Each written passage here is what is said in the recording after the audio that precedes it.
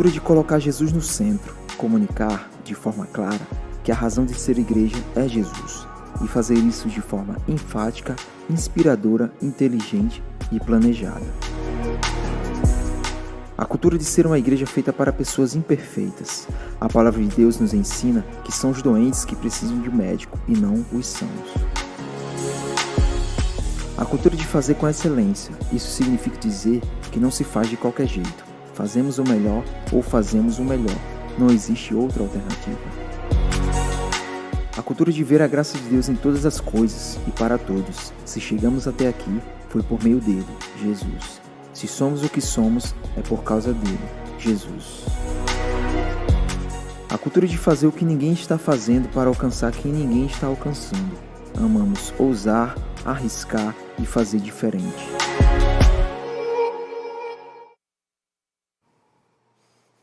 Amém. Graça e paz, meus irmãos. Glória a Deus, Deus é bom. Amém. Sempre será bom. Deixa eu identificar aqui um tipo de pessoa, você que está nos visitando, você que não conhece o nosso lounge, você que não conhece as nossas células, né? Você que está visitando a semente e vem aqui esporadicamente, veio hoje, por exemplo, mas ainda não passou pelo lounge, eu queria que você levantasse a mão, queria identificar você que nos visita, apenas os visitantes, você que não é daqui, lá atrás, aqui também. Você vai receber uma lembrancinha como essa aqui no meio. Tem um irmão que levantou e abaixou, mas está fácil de achar ele aqui, viu? Deve ter ficado envergonhado um pouquinho. Aqui na frente. Isso, amém. Você vai receber essa lembrança aqui, e no final do culto você vai ter a oportunidade de conversar um pouquinho com membros da nossa equipe, conhecer um pouquinho da semente, conhecer um pouquinho da igreja, ok? E se você quiser falar um pouquinho de você também. Amém? Glória a Deus. Eu passei alguns domingos, obrigado, valeu John. Eu passei alguns domingos sem conseguir vir à igreja, questões profissionais, e vou dizer para vocês, não é bom, não é algo bom, principalmente você cristão. Eu sei que existe um movimento, não sei se vocês já ouviram falar disso, mas existe um movimento, o nome é até curioso, mas talvez alguém aqui já ouviu falar, o Sem Igreja. São pessoas crentes, mas que não são vinculados a nenhuma igreja. A Bíblia não respalda isso, né? E como eu experimentei, eu acho que foi o maior período que eu fiquei sem vir na igreja. Eu fiquei 3 domingos, que eu contei bem, né? Fiquei 3 domingos sem vir à igreja. E deixa eu falar uma coisa para vocês. Eu sou pastor por chamado, não em tempo integral. Sou pastor auxiliar. E não estou livre de ter a minha fé esfriada. Amém? Eu não estou livre disso. Pastor não é mais crente que ninguém, ele pode ser até menos, inclusive. Ele não é nada mais do que ninguém. Amém? Ele é uma pessoa comum, que talvez se dispôs um pouco mais do que outros. E aí, dentro disso, se percebe ou se enxerga um chamado. Esse chamado ele pode ser recebido pela igreja, confirmado pela igreja ou não. No meu caso, entendo que sim, foi confirmado. Mas veja bem, passei 3 domingos sem vir para a igreja. E digo a vocês, no terceiro, para eu ficar sem vir o quarto, era fácil demais. Era fácil demais. Você acostuma. Você acostuma. No meu caso, eu não estava em casa, deitado, dormindo o dia inteiro, sem fazer nada, e não fui para o culto. A minha realidade não foi essa. Mas você acostuma, cara. Você acostuma. Se você não tiver com os olhos em Cristo, se você não tiver firme na sua fé, se você não tiver convicção de quem você é, de que você foi salvo, você esfria. O mundo engole você. E não é de maneira sobrenatural, não. O mundo te engole de maneira natural, você nem percebe. Quando você nem percebe. Quando você vai se atentar, já foi. Já foi. Isso é um pequeno testemunho, viu? Pequeno testemunho. Isso não aconteceu comigo, não. Mas pode acontecer com qualquer um. Eu percebi isso. Eu percebi isso. Então, venham para a igreja, amém? Vão para as células, participe, se envolva, envolva a sua família, seus filhos. Esse é o caminho.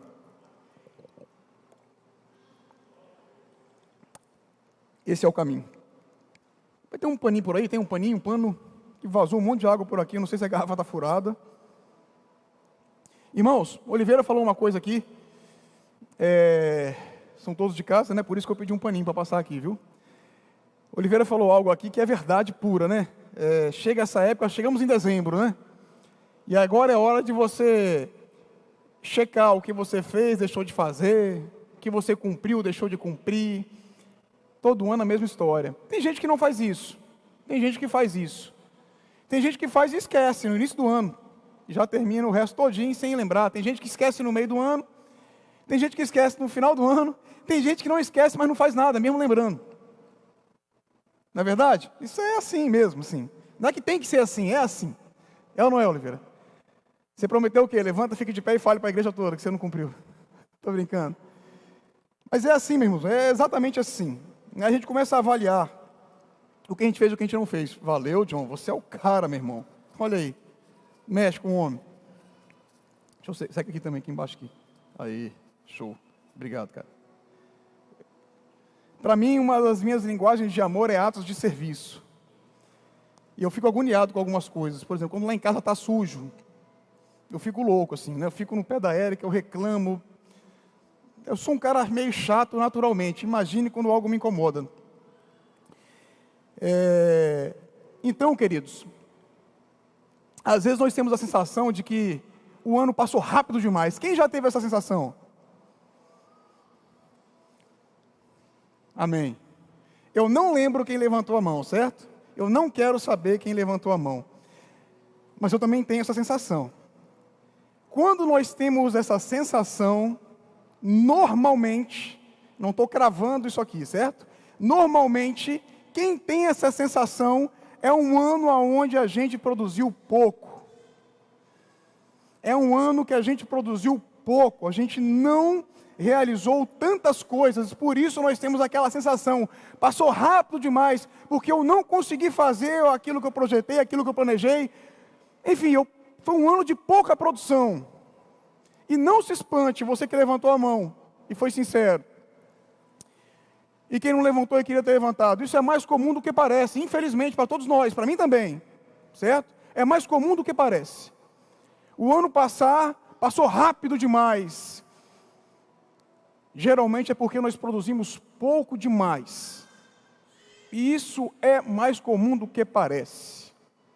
Vou tentar fazer uma analogia aqui para ser melhor entendido. Faculdade, por exemplo, quem cursa administração. Faculdade de administração forma administrador, certo? A faculdade de direito forma advogados, enfim. Medicina, médicos, e por aí vai, né? Contabilidade, contadores, e por aí vai. Mas imagine aqui, né? Você entra numa sala com 100 alunos, 100 alunos se formam em administração, exemplo. Depois de 5 anos de formado, pega aqueles 100 alunos e procura saber quem está administrando algum negócio de fato. Talvez dos 100 você vai encontrar 2 ou 3. 2 ou 3. Certo? Leva isso para qualquer outra realidade. É o que você vai se deparar. Porque nem todos têm a consistência, o foco, a disposição, a vontade, o desejo necessário para levar adiante aquele projeto e transformar aquilo em algo realmente relevante na sua vida. Isso se aplica também à nossa vida cristã, isso se aplica também ao nosso relacionamento com Deus, amém? A mensagem de hoje é muito simples, mas é muito prática. Na verdade, a mensagem de hoje é sobre um pequeno mentoreamento que tive com Jacó, um personagem bíblico que vocês conhecem tanto. Na verdade, quem é dessa igreja conhece Jacó demais, porque é muito provável que o evangelho tenha te alcançado através do testemunho da história de Jacó entrelaçado com o testemunho do pastor Pedro, amém? É muito provável que você tenha sido alcançado assim. Então, Todo mundo aqui conhece a história de Jacó. O texto é Gênesis capítulo 29, lá no versículo 18, eu vou ler um trecho. E vou ler um trecho pelo meio da história, porque eu sei que vocês já conhecem a história, mas nem todo mundo conhece, então eu vou ler um pedaço.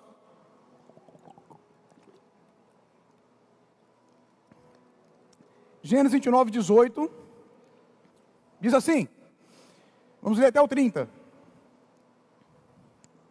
Como Jacó gostava muito, deixa eu me organizar aqui. Como Jacó gostava muito de Raquel, disse, trabalharei 7 anos em troca de Raquel, sua filha mais nova. Labão respondeu, será melhor dá-la a você do que a algum outro homem. Fique aqui comigo. Então Jacó trabalhou 7 anos por Raquel, mas lhe pareceram poucos dias pelo tanto que a amava, oh amor. Então disse Jacó a Labão, entregue-me a minha mulher, cumpri o prazo previsto e quero deitar-me com ela. Então Labão reuniu todo o povo daquele lugar e deu uma festa. Mas quando a noite chegou, deu sua filha Lia a Jacó. E Jacó deitou-se com ela. Labão também entregou sua serva Zilpa, a sua filha, para que ficasse a serviço dela. Quando chegou a manhã, lá estava Lia. Então Jacó disse a Labão, que foi que você me fez? Eu não trabalhei por Raquel? Por que você me enganou? Labão respondeu, aqui não é costume entregar em casamento a filha mais nova antes da mais velha. Deixe passar essa semana de núpcias e lhe daremos também a mais nova, em troca de mais 7 anos de trabalho.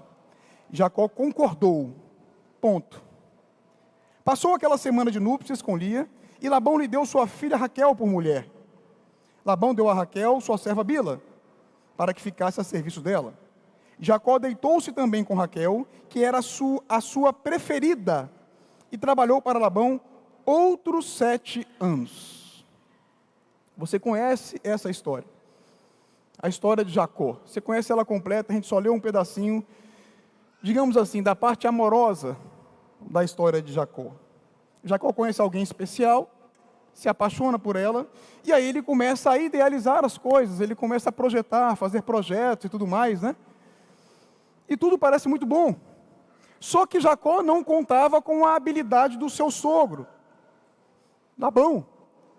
Ele não sabia que Labão era tão habilidoso para negociar. E aí ele, digamos ali, ele é pego ali numa artimanha, e aí ele tem que reavaliar os seus projetos, ele tem que reavaliar ali as suas ações. Principalmente ele tem que reavaliar o fator tempo. Tempo é algo muito importante. Tempo é algo muito precioso. Há quem diga que tempo é dinheiro. Mas Jacó, então, ele tem que reavaliar o fator tempo. É um pouco disso que vamos falar, o tempo. O tempo certo. O tempo certo é o tempo de Deus para você, amém? Não estou falando do tempo de Deus de forma geral, estou falando do tempo de Deus para você, na sua vida.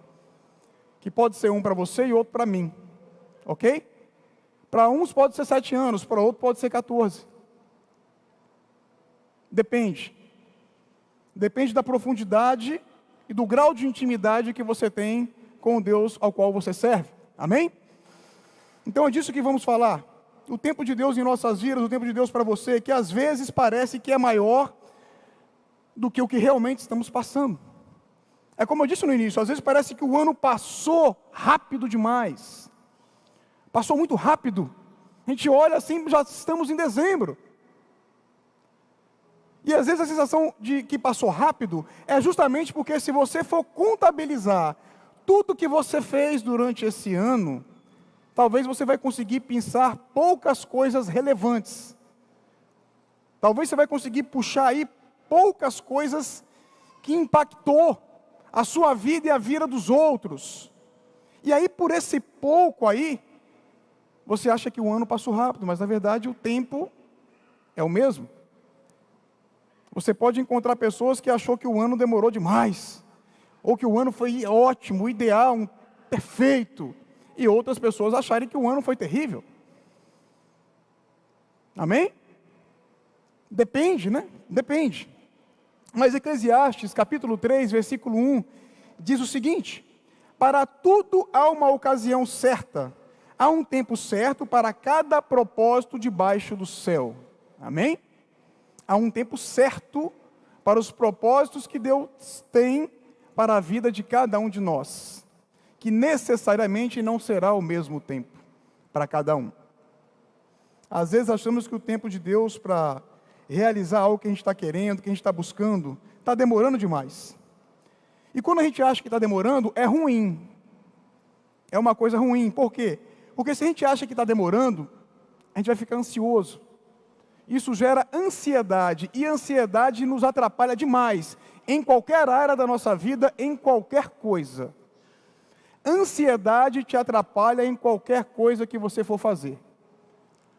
Às vezes uma coisa que você sabe fazer, mas se você está ansioso e vai fazer nessa condição, você erra, mesmo sabendo fazer. Então, ansiedade é uma coisa que atrapalha. A gente corre o risco de ficar desanimado, corre o risco de ficar desorientado e não saber mais conduzir as coisas. Provavelmente todo mundo aqui já ouviu, ou da mãe, da avó, né? O apressado come cru. Já ouviu isso? É verdade. É verdade. O arroz tem um tempo para ficar pronto. Se você vai comer ele antes, ele ainda está cru. E assim é na nossa vida também. Quando estamos vivendo fora do tempo de Deus, podemos passar por isso. Crises de ansiedade, desânimo, desorientação. E nessa condição, você vai produzir muito pouco. Eu vou produzir muito pouco. Se eu me colocar fora do tempo de Deus e conduzir a minha vida assim, isso é possível, eu posso fazer isso, eu consigo fazer isso, ok? Vocês sabem, nós conseguimos fazer coisas de Deus sem estar com Deus. Nós conseguimos fazer coisas para Deus sem estar com Deus. Infelizmente. Então, quando você pauta a sua vida fora do tempo de Deus, ansiedade lhe alcança, desorientação lhe alcança, desânimo lhe alcança, e você vai produzir muito pouco. Pouco demais. E isso vai dar aquela sensação de que nada aconteceu. Nada aconteceu. Imagine você no lugar de Jacó, o que você diria, o que você faria? Trabalharia mais 7 anos? Como você faria? Porque veja bem, a situação de Jacó estava perto de dar certo. Estava perto, né? Ele trabalhou 7 anos e é agora. E Raquel estava ali, bem pertinho, ao alcance dos olhos. Estava muito perto, só que aí na hora, aparentemente deu errado. Quem nunca passou por isso? Você está quase conseguindo uma coisa, você está quase alcançando, mas na hora de... dá errado. Dá errado. Jacó passou por isso. Só que incrivelmente ele teve, digamos assim, paciência ou sabedoria ou maturidade. Eu vou dizer o que eu faria. Eu confrontaria Labão, provavelmente. Mas como assim? Você me deu sua palavra, você não é homem não, você não tem palavra não. A Bíblia diz que Jacó apenas concordou trabalhar mais 7 anos. Ele apenas concordou. Ele não ficou batendo boca, discutindo e tudo mais. Apenas concordou. E disso eu tiro algumas lições para nós essa noite. E a primeira delas é esperar no Senhor. Saber esperar no Senhor. Porque há uma grande questão aí. Há detalhes a serem observados aí. Quando nós estamos esperando promessas de Deus se cumprir em nossas vidas, a primeira coisa que nós precisamos entender é esperar no Senhor. Mas precisamos entender porque há uma confusão terrível aí. Principalmente para quem é cristão, quem é crente, quem conhece a Bíblia, quem conhece a palavra. Há uma confusão terrível em esperar no Senhor. Se confunde muito esse esperar no Senhor. Ah, eu tentei de tudo, não deu certo, então agora eu vou esperar em Deus. E às vezes a gente acha que esse agora esperar em Deus, porque eu fiz muito antes, agora eu não vou fazer mais nada, agora eu vou só esperar. Porque antes eu não esperei, eu fiz tudo o que era possível e não deu certo. Então agora eu não vou fazer mais nada que é possível, eu vou esperar no Senhor. Esse pensamento ele é equivocado. Eu não estou dizendo que ninguém aqui pensa assim, certo? Mas Jacó não agiu assim. Às vezes nós agimos assim. O crente, ele perde muitas oportunidades na vida por às vezes confundir alguns conceitos bíblicos. Ora, esperar no Senhor naturalmente não é a partir de agora deixar as coisas acontecerem por si só. Nós precisamos lembrar do que nós fizemos para chegarmos até aquele ponto. Lembra, Jacó trabalhou 7 anos por Raquel, mas recebeu Lia. Mas ele trabalhou 7 anos. Ele fez muitas coisas durante determinado período. Aquilo que ele fez levou ele até aquele ponto, muito perto da bênção que ele queria. Ele estava muito perto, ele só naquele momento não conseguiu tomar posse. Mas levou ele muito perto e muitas vezes nós desistimos aí. Nesse ponto, quando nós estamos perto, quase tocando, quase sendo abençoados, só que aí a coisa não vem, a gente...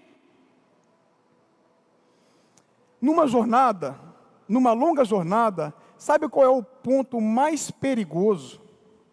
Quando você sai para uma caminhada, imagine que você tem o início, o meio e o fim. Sabe qual é o ponto mais perigoso da jornada? É o meio da jornada. Porque quando você sai, no início, se você quer desistir, você olha para trás, opa, eu saí dali, está fácil para eu voltar.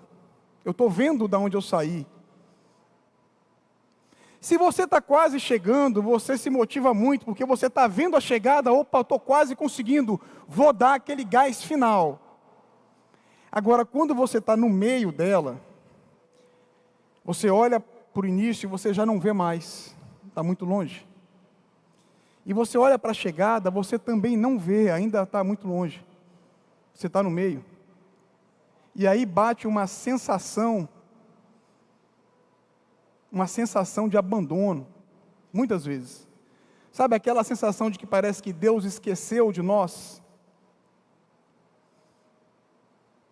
Mas Ele não esqueceu, amém? Por quê? Porque Ele não esquece. Porque Ele nunca esquece. Porque Ele nunca te abandona. Porque Deus nunca nos abandona. O que nos falta muitas vezes é o entendimento. Eu não posso parar. Espere no Senhor, mas continue fazendo o que te levou até ali. Se você ainda não tocou, se você ainda não alcançou, continue. Não é hora de parar, não é hora de desistir. Amém? Não é hora. Mas o ano se passou, não deu certo. Então ano que vem não, meu irmão. Corrija os desvios e continue. Amém? Continue, não é hora de parar, não é hora de parar. Continue. Espere trabalhando, espere fazendo aquilo que deu certo.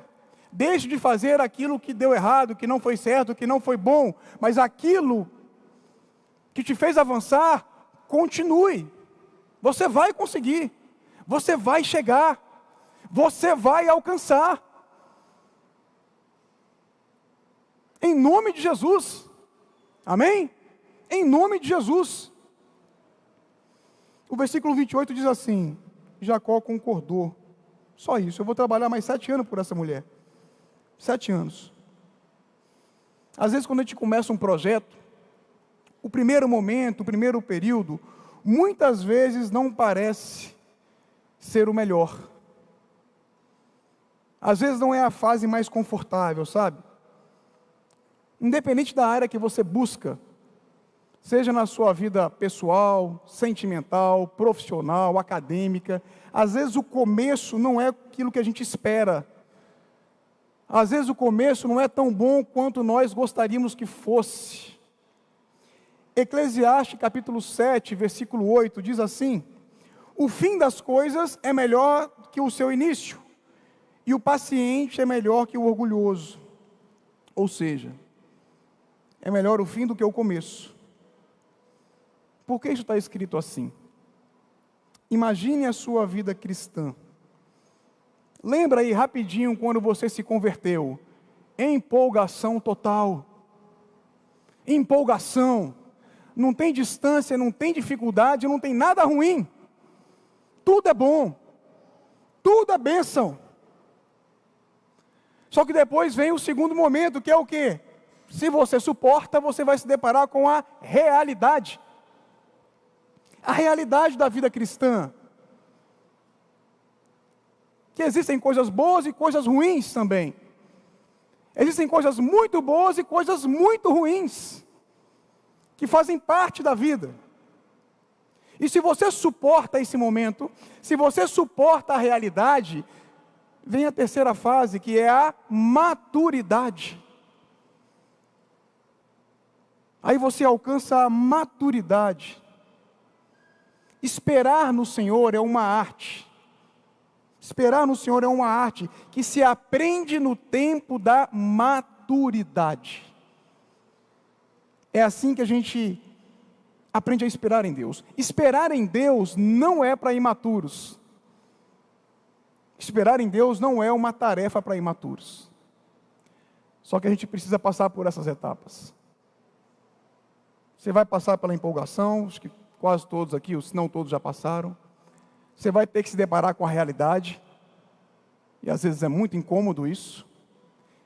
E você chega no tempo da maturidade, e você aprende a esperar. Eclesiastes capítulo 7, versículo 14.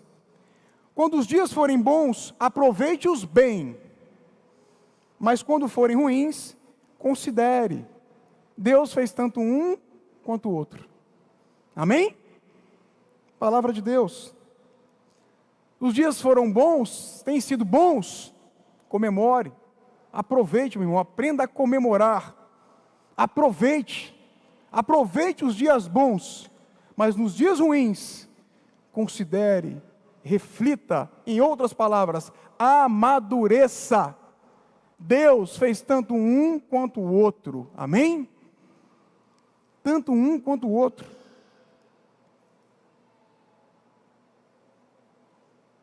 O endereço da excelência, ele está nos detalhes.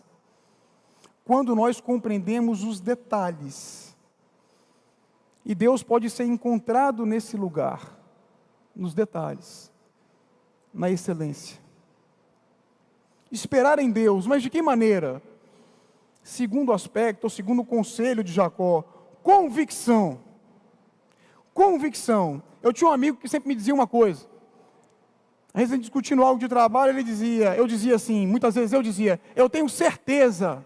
Ele dizia para mim, pois eu tenho convicção, que é mais do que a certeza. Realmente os conceitos são diferentes. Mas convicção, precisamos ter convicção em tudo que fazemos, porque Deus não é definitivamente um Deus de confusão. Amém? Deus não lhe deixa confuso. Sabe aquela história, mas eu não sei o que fazer. Deus me mandou fazer tal coisa, mas eu não sei, eu não tenho certeza, Deus não é confuso. Deus não é Deus de confusão. Ele não te dá uma direção para que você fique em dúvida ou confuso em relação à direção que Ele lhe deu. O versículo 20 do texto principal de Gênesis diz: então Jacó trabalhou 7 anos por Raquel, mas lhe pareceram poucos dias, pelo tanto que a amava. É lógico que Jacó estava apaixonado, e é lógico que apaixonado a gente faz coisas loucas. Amém? Nós fazemos loucuras por paixão. Jacó estava apaixonado. É bacana demais estar apaixonado. Pareceram poucos dias para Jacó, mas sabe o que estava por trás disso? Sabe por que pareciam poucos dias para Jacó? porque ele tinha convicção do que ele queria, e ele queria Raquel. Ele não tinha dúvida. Ele não tinha dúvida. Então, Jacó não estava disposto, ele não iria perder tempo, ele sabia exatamente o que ele queria. Sabe quando você vai para uma entrevista de emprego, e várias pessoas estão concorrendo por aquela vaga, e o seletor vai lá e te faz uma pergunta que você fica desconcertado e não sabe responder, e o seu concorrente vai lá e responde, e a vaga dele, ele queria mais do que você. É porque ele queria mais do que você, ele não tinha dúvida. E usando este exemplo, o mercado de trabalho está cheio de pessoas que muitas vezes querem mais do que nós. Às vezes a gente olha para a vida de um, de outro e diz, olha, poxa, que vida boa aqui. Não. É porque às vezes são pessoas que sabem o que quer mais do que a gente. E aí gastam menos tempo para alcançar do que nós gastamos. Entende? Amém? É até simples. Mas Jacó, ele não tinha dúvida. Pelo menos em relação à mulher que ele queria.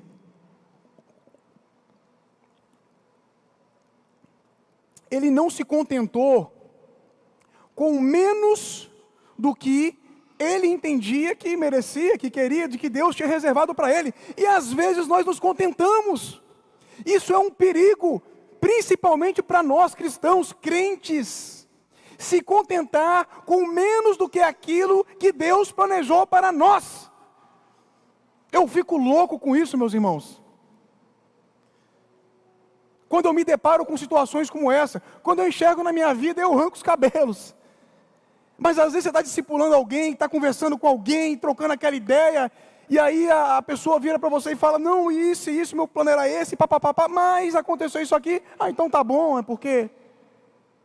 Tá bom não, meu irmão, minha irmã, não tá bom.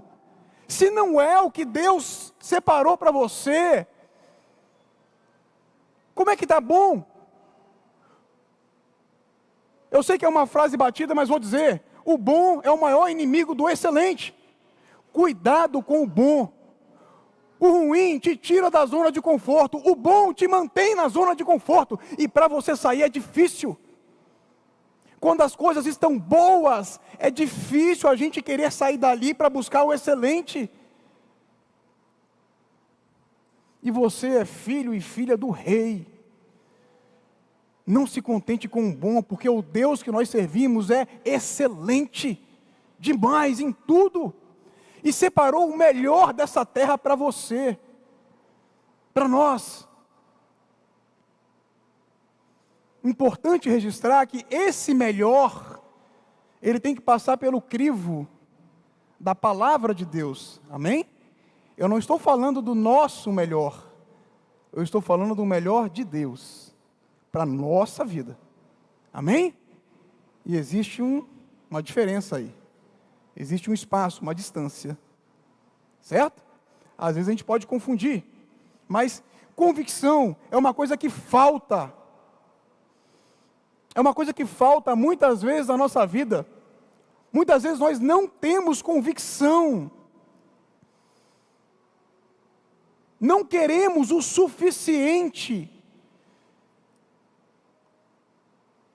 Às vezes a gente perde para situações e pessoas que simplesmente querem mais do que a gente. A nossa vontade, o nosso querer. Sabe, imagine você está com sede, e você vai lá no bebedouro encher essa garrafinha aqui, e a água, o bebedouro é fraquinho, e demora. Você está lá com o dedo, e demora, e não enche. Quando dá a metade, o que você faz? Tá bom. Aí você vem para cá, toma metade, e continua com sede. Só que aí tinha um irmão lá do seu lado, que esperou encher tudo, e também vem para cá, e senta aqui, e sacia toda a sede dele. E você tem que voltar lá, aonde você já esteve, podendo ter resolvido, mas você não quis o suficiente. Você não soube esperar no Senhor trabalhando, e não teve convicção de que você ia conseguir encher a tua garrafa, ia matar a sua sede. E às vezes a gente deixa passar. Às vezes é mais fácil criticar, questionar quem tem, do que se submeter à mesma luta e batalha para conquistar. Amém? Estou falando essas coisas porque eu fui muito confrontado com isso, esses últimos dias. E penso que isso é muito importante para a igreja, porque Deus tem o melhor para nós. Deus tem o melhor para a sua vida. Deus tem o melhor para o seu casamento. Deus tem o melhor para o seu relacionamento. Deus tem o melhor para os seus filhos. Deus tem o melhor para a sua casa. Deus tem o melhor para os seus amigos. Deus tem, deseja e quer o melhor para você. E não mediu esforços para te entregar isso. Não podemos esquecer que Ele já fez. Amém? Não tem nada a ser feito da parte de Deus. Está consumado. Amém? Tetelestai. Está feito. Já foi feito. Ele deu nada menos do que o melhor. Ele se deu por você e por mim. E às vezes a gente, por muito menos, deixa de conquistar algo que Ele separou para você. Nós precisamos esperar trabalhando. E precisamos ter convicção naquilo que Deus tem para a nossa vida. O que nos limita, o que nos atrapalha demais de receber aquilo que Deus tem para nós, são justamente as dúvidas. Estamos cheios de dúvidas o tempo todo. A gente está cheio de dúvida muitas vezes. Quem é o grande inimigo da convicção? Justamente a dúvida. A falta de crer, a falta de acreditar. A dúvida que muitas vezes nos impede de chegar naquilo que nós queremos. Nos impede de chegar naquilo que Deus tem para nós. Nos falta convicção. Porque se você acredita, se você tem convicção, você paga o preço. E você vai até o final. E você chega e você alcança, amém? Você sabe que é assim. Nós só não aplicamos isso em todas as áreas da nossa vida, mas nós sabemos que é assim. Eu sei que falar isso é um pouco mais do mesmo. Mas se vai mais um ano, e se você olhar para a tua história, talvez você vai pensar coisas que você não alcançou justamente por isso. Não saber esperar no Senhor e não ter convicção. Não querer o suficiente. Isaías 64, capítulo 4, diz o seguinte, é uma promessa para nós. Desde os tempos antigos ninguém ouviu, nenhum ouvido percebeu, e olho nenhum viu outro Deus, além de ti, que trabalha para aqueles que nele esperam. O trabalho sempre está envolvido. Deus é um Deus de trabalho. Nem de preguiça Ele gosta. Vai ter com a formiga, ó preguiçoso. Por que nós achamos que vamos alcançar alguma coisa sem esforço e trabalho? Não vamos, né? Não alcançamos. Espera no Senhor com convicção. A convicção vai lhe fazer trabalhar e esperar da maneira correta. Amém? Se você acredita, você vai. Você vai. Satanás muitas vezes se aproveita da nossa dúvida, da nossa indecisão, para confundir a nossa mente e o nosso coração. E muitas vezes a gente se torna presa fácil do inimigo, por falta de convicção. Terceiro conselho de Jacó para nós, dessa curta história, para fechar. Tempo de edificação. Esperar no Senhor, convicção, tempo de edificação. E talvez eu diria para vocês que, dos 3 conselhos, este seja o mais difícil de todos eles. No versículo 30, a palavra de Deus diz que Jacó, ele trabalhou para Labão outros 7 anos. Esses 7 anos a mais, nós vamos chamar de tempo de edificação. O tempo de edificação de Jacó.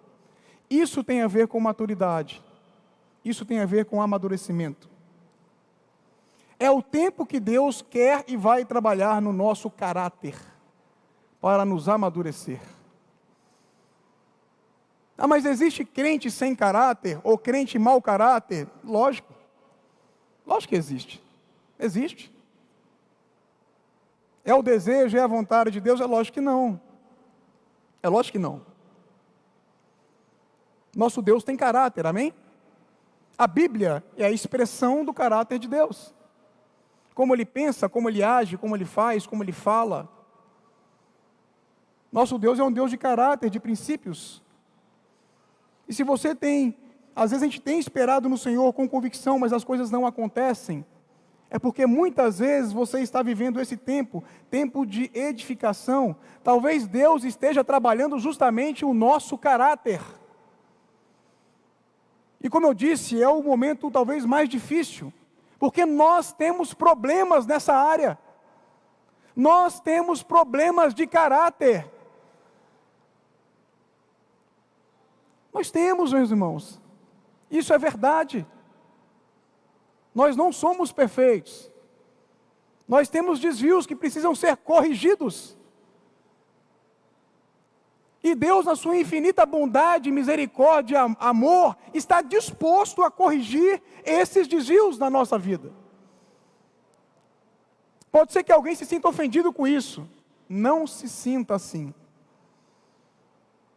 Não se sinta assim. Mas você não é perfeito. Você não é perfeita. Você precisa ser moldado e moldada por Deus, assim como eu, e como qualquer outro ser humano criado por Ele. Amém? Faz parte. Deus, Ele não mostra projetos aos que não dão conta de mantê-los vivos. Deus não vai te entregar um projeto se você não dá conta de manter ele vivo. Amém? Ele não vai colocar na sua mão algo para ser desperdiçado. Ele não vai fazer isso. Ele não vai perder o tempo dele. A capacidade que Deus tem de abençoar a sua vida, a minha vida, é muito maior que a capacidade que eu tenho de receber essa bênção. E isso é um fato. A capacidade que Deus tem de nos abençoar é muito maior do que a capacidade que nós temos de receber essas bênçãos. Muito maior. Imagina Jacó, sem o que ele passou. Vocês sabem, Jacó precisava de correção, de caráter. Ele precisava porque ele ia se deparar com desafios maiores adiante na sua vida. E se ele não estivesse pronto, ele iria sucumbir. E parte da história dele não teria sido escrita, amém? É assim comigo, é assim com vocês. A nossa história está sendo escrita pelo dedo de Deus. Tem até uma música com esse nome, eu acho. Não é isso? Thales Roberto, né? Pronto. É verdade isso. A nossa história está sendo escrita. Ela ainda está sendo escrita. Deus já sabe o final. Mas nós estamos aqui vivendo essa história. Ele nos colocou dentro desse processo. E esse ano nós falamos tanto em processo, não é verdade? Falamos muito em processo. Todos os pastores aqui falaram sobre o processo esse ano. Ele nos colocou dentro desse processo. Você acha que Deus vai nos levar, vai nos colocar no lugar mais nobre, mais alto, com o caráter corrompido, para colocar tudo a perder? Lógico que não. Então se alegre se Ele está tratando o seu caráter. Se alegre se isso está doendo. Se está doendo, está havendo cura, está havendo tratamento. E se há tratamento, há correção, há arrependimento, há cicatrização dessa ferida, dessa dor. E há evolução, há crescimento. Se alegre, meu irmão. Se você teve um ano difícil, agradeça a Deus, porque hoje você está aqui. E ainda pode dizer, o meu ano foi difícil, mas eu estou aqui. Eu estou pronto para continuar. Eu estou pronto para outra. Se vir coisas boas nesse primeiro momento, alegre-se, comemore, se regozije. Mas se vir mais dificuldades, considere. O Senhor fez tanto um quanto o outro. Amém? Ele não vai mudar o caráter dele. Ele não vai mudar a sua história porque está doendo ou porque você não está gostando. Ele sabe do que nós precisamos mais do que nós mesmos. Amém?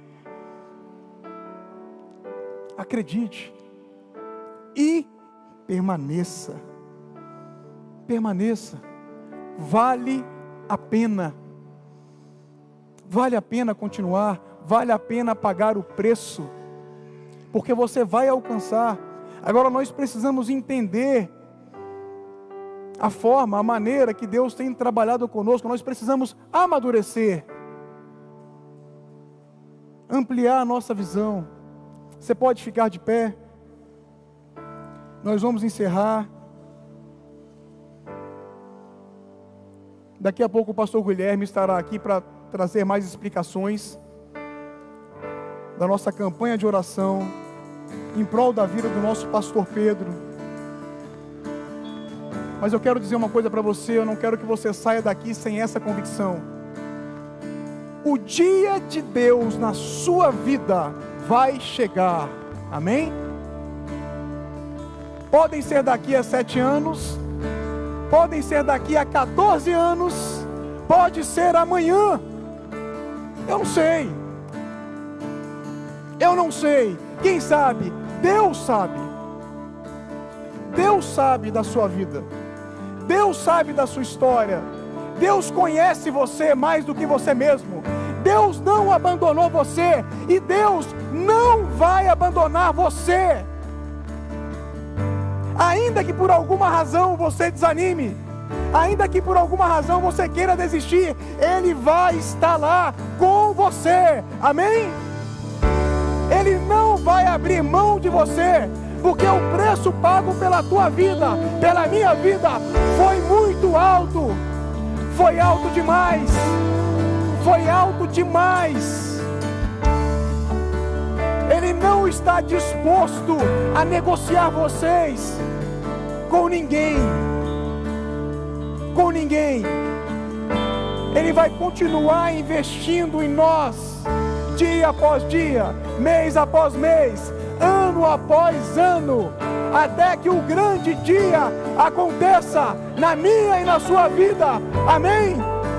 Se você crer nisso, dê o melhor aplauso que você puder ao Senhor.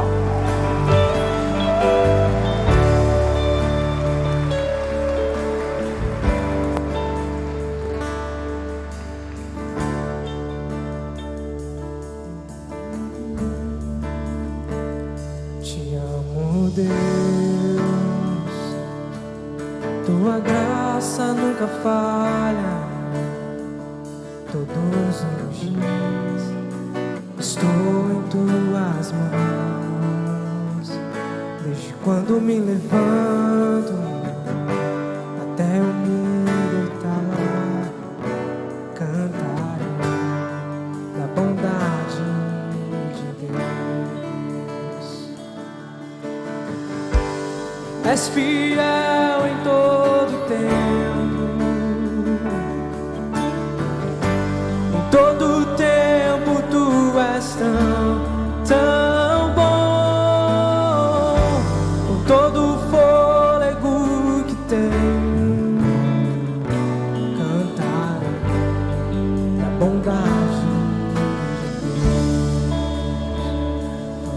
sem voz, que me guie em meio ao fogo escuro. Tua presença me conforta. Sei que és meu Pai e que amigo és. Bondade de Deus, és fiel em todo tempo. Em todo tempo tu és tão bom. Com todo o fôlego que tenho, cantarei da bondade de Deus. És fiel em todo tempo. Em todo tempo tu és tão bom. Com todo o fôlego que tenho, da bondade de Deus.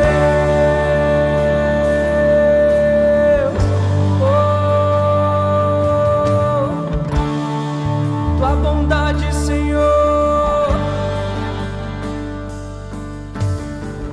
bondade me seguirá, Senhor. Tua bondade me seguirá,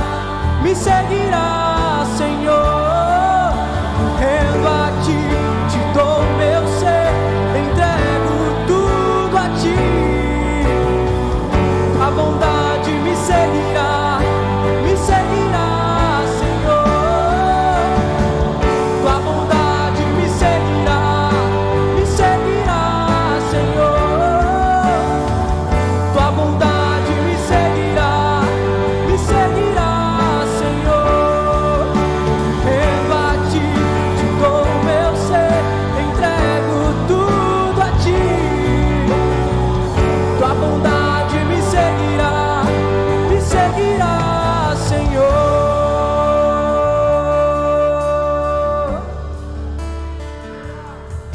Aleluia, aleluia. Quantos estão felizes com esse Deus fiel em todo o tempo? Quantos se alegram porque Deus tem o tempo dele em nossas vidas? E nós precisamos nos movimentar nessa direção. Que palavra abençoadora. Queridos, podem sentar. Esses 5 minutinhos finais, nós vamos estar explicando um pouco de como será a nossa campanha de oração. São 21 dias. Você pode ler e o texto tema está lá em Daniel capítulo 10. Porque 21 dias é um número místico. Não, nada disso. Podia ser 22, 23, 24. Achamos interessante a história de Daniel. Porque quando a gente começa a orar, uma dúvida que a gente tem é: por que é que Deus não respondeu? No primeiro dia sem resposta a gente até tem vigor e diz assim: é porque Deus está preparando algo especial. No segundo, no terceiro, lá para o 5º dia a gente diz assim: meu Deus, será se realmente Deus está ouvindo minha oração? Daniel passou 21 e apareceu um ser de linho diante dele, e todos fugiram que estavam perto dele. Ele ficou só. E aquele ser diz: levante-se, Daniel, porque ele caiu com a glória que era muito poderosa. E diz: Daniel, servo de Deus muito amado. Que coisa linda. Um anjo vir falar com você e dizer assim: muito amada, muito amado. E lá no versículo 12 ele diz assim: desde o primeiro dia que a resposta à tua oração foi enviada. Então, com certeza o pastor Pedro está nos assistindo. Pastor Pedro, desde o primeiro dia que a resposta da oração já foi sentenciada diante do Senhor. Nós cremos nisso. Estamos em uma batalha. Isso é compreensível. E estamos entrando nela agora com essa campanha, com toda a igreja, e você também que está nos assistindo. Poderia ser todos os dias, mas vai ser todos os dias. Uns dias você na sua casa e outros dias aqui, terças e quintas aqui, 19h30 até as 20h30, terças e quintas, 19h30 até as 20h30. E nos domingos a gente vai estar sempre fazendo oração pela vida do nosso pastor, envolvidos nessa campanha. Dia 25 nós encerraremos, já agradecendo o Senhor pelos seus feitos, porque nós entramos não tendo certeza, mas com convicção. Temos que caminhar assim, irmão, não dá para ser diferente. E como hoje existe uma questão do lei geral dos dados, e a gente não pode colocar ninguém no grupo, só foi colocado os pastores, ou foram colocados os pastores. Mas aqui está o QR Code, e você que está com o celular aí, pode apontar aqui para o QR Code e adicionar, e vai entrar direto no grupo dos 21 dias de oração. Pastor, se eu não tiver tempo de botar hoje e tal, você vai lá no YouTube e vai estar esse QR Code lá no final, nessa imagem tão bonita. E aí você pode ampliar e coloca. Nós vamos colocar o link no grupo dos líderes, e compartilha com os líderes de célula, compartilha com a turma da célula. Nós vamos fazer um grande grupo de oração. Nós queremos, vamos incendiar. Não queremos que você olhe para cá e veja pessoas, mas veja uma tocha ardendo para a glória de Deus. Nós vamos queimar esses dias. Temos certeza de que Deus já está incendiando muitos corações aqui. Então, terças e quintas, eu espero ver todos vocês, 7h30 às 8h30, oração aqui. Segunda, quarta, sexta, sábado e domingo, nos trabalhos, nas células, as células vão remanejar. Se tem alguma célula, terça e quinta, remaneja essas 3 semanas para um dos outros dias. E todas as células e trabalhos orarão pela vida do pastor. Diariamente estaremos postando o tema do pastor e algum outro tema direcionado à igreja. E em conexão com o pastor, ele vai mandar as necessidades dele, e nós vamos estar colocando no grupo, e vamos estar intercedendo, chorando, jejuando, todos os dias, somado a oração. Primeira semana, 7 dias, quem puder jejuar, não tiver restrição de alimentação, jejua até 9 horas da manhã. Quem puder jejuar até 9 horas da manhã, primeira semana. E aí o organismo vai se acostumando. Na segunda semana, jejua até meio-dia. E o organismo vai se acostumando. Já são 7 dias. Jacó não trabalhou 7 anos por uma. Depois mais 7, que era que ele queria mesmo, 14 anos. Então a gente vai, 7 dias até 9. Mais 7 dias até meio-dia. E nos últimos 7 dias a gente vai até 3 horas da tarde. É uma aliança que nós estamos fazendo. Nós estamos entrando juntos nisso. Então o que eu estiver sentindo, vocês vão estar sentindo. O que o pastor Pedro estiver sentindo, nós vamos estar sentindo. Um corpo só.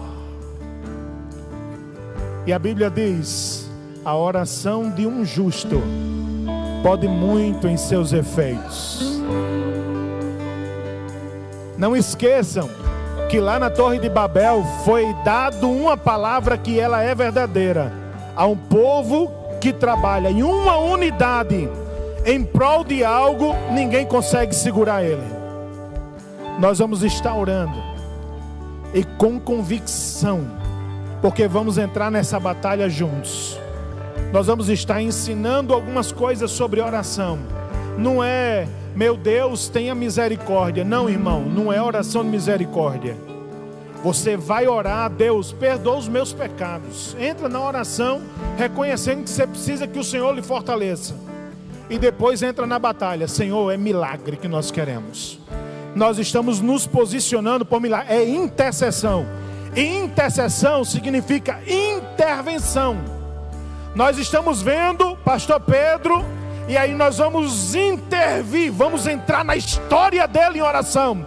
E Senhor, eu estou aqui com o pastor Pedro, daqui a pouco o pastor Pedro lá em oração, aí ele vê uma multidão de um lado, uma multidão do outro. Quem são esses? É a igreja semente, clamando com ele, intercessão.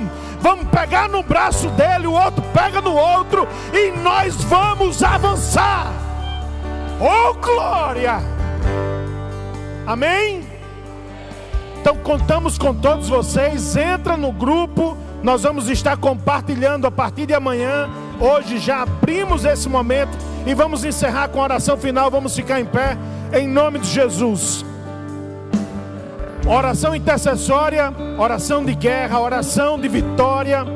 Ela tem duas coisas que são necessárias. Primeira, é você saber quem você é. Você é filho, você é filha. O diabo não tem autoridade para tocar em você. Não tem. Até para acontecer alguma coisa comigo, Deus tem que dar autorização. Então é hora de nos posicionarmos. Senhor, eu sou filho nessa guerra. Segundo, quem é seu pai? Quem é seu pai? Deus. Eu ouvi um gritinho aí. Deus. Isso mesmo. Se posicione como filho dele. Porque ele tem todo poder, toda majestade, autoridade. Basta somente ele dizer: agora, o tempo. Se o tempo for hoje mesmo o pastor Pedro estará totalmente restaurado. É Deus quem comanda isso. Os leprosos chegaram a Jesus e disseram: se tu quiseres, pode tornar-me limpo. O leproso disse isso. O encontro dele com o leproso. E Jesus disse assim: quero. Mas antes de dizer quero, Jesus toca nele, ainda com lepra. Isso mostra que Jesus não tem medo de doença, não tem medo de câncer, não tem medo de esquife, de morto. Ele simplesmente comanda todas as coisas. Amém? Então juntos vamos fazer essa oração de abertura. E aqui nós encerraremos. E você que veio e recebeu aquele presentinho do lounge, vai ter uma pessoa no finalzinho ali naquela porta, à minha esquerda, à sua direita. E aí você vai lá, vai ser muito bom. Mas vamos estar juntos agora, entrelaçados nessa campanha. Feche seus olhos, levante suas mãos para o alto e ore comigo. Pai eterno, estamos aqui em tua presença. Lembramos quando falamos de uma batalha e de uma guerra. Lembramos muito de Jesus chegando às portas do túmulo de Lázaro. Deus, Jesus disse assim: Pai, eu vou orar para que todo mundo veja. Por que, Senhor, Jesus disse isso? Porque a tua vontade, ela é única. Quando o Senhor quer, independe de qualquer coisa. Agora nós vamos orar, porque diante do reino espiritual, o diabo sabe que existem filhos e filhas de Deus nesse lugar. Existem filhos e filhas de Deus que estão nos assistindo. O diabo sabe que um filho e uma filha calado, Deus, isso para muita coisa. Mas quando nós abrimos a boca e gritamos: Paizinho, tu sabes, Deus, que nada está entre nós. E nessa oração o Senhor se inclina para ouvir o nosso clamor. Então, em nome de Jesus, Paizinho, nesse momento nos posicionamos como teus filhos. E a tua palavra diz, Jesus, que o Senhor veio aqui para desfazer as obras do diabo. Está claro no texto bíblico. Se o Senhor veio para desfazer as obras do diabo, tu dissestes em João 14:23, que aqueles que te amam guardam o teu mandamento, serão amados pelo Senhor e pelo Pai, e o Senhor com o Pai mora em nós. Se o Senhor veio desfazer as obras do diabo e hoje veio morar em nós, Agora, em nome de Jesus, nós queremos desfazer as obras do diabo. Em nome de Jesus, nós repreendemos toda célula cancerígena, todo nódulo, toda ação maligna que tenta frear a voz do nosso pastor.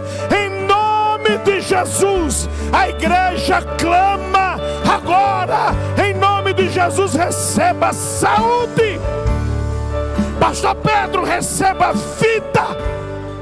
Em nome de Jesus, que todos os nódulos sumam, que todas as células cancerígenas sejam desativadas e extinguidas, em nome de Jesus, que a cicatrização ocorra e logo o pastor Pedro esteja pregando nesse lugar. Em nome de Jesus, nós entramos com convicção nessa guerra, porque cremos no Deus a quem nós servimos e ordenamos o milagre agora, junto com toda a igreja, em nome de Jesus.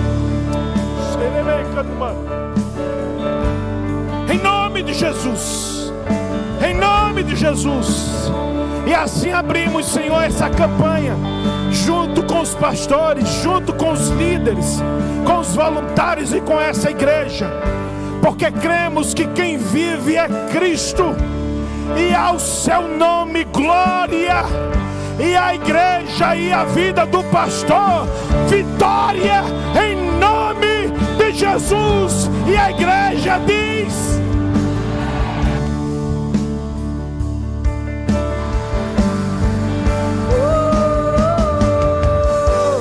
és fiel em todo tempo, em todo tempo tu és tão bom. Todo fôlego que tenho, cantarei da bondade de Deus. És fiel. Declare isso, igreja.